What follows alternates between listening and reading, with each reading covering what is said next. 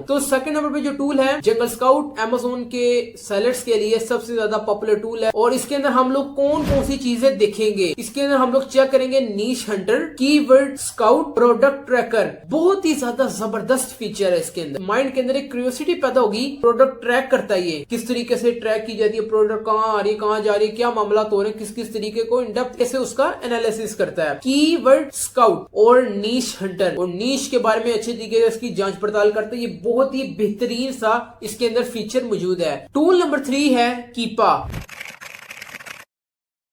Product की कीमत और सेल्स की हिस्ट्री दिखाता है। प्रोडक्ट के ऊपर पैसे, रेवेन्यू जनरेट किए, कमाया, प्रॉफिट कमाया है। आप लोगों ने तो नहीं, जाहिर सी बात है कमाया। आपको मैं बता रहा हूं कि आप हंटिंग जब करेंगे तो आप लोगों ने तलाश करना है, कंपेटिटर का ये देखना है कि वो कौन कौन सी चीजों के जरिए हम लोगों से आगे है, उसके साथ फाइट कर सकते हैं अमेज़न की प्रोडक्ट की फील्ड के अंदर रहकर।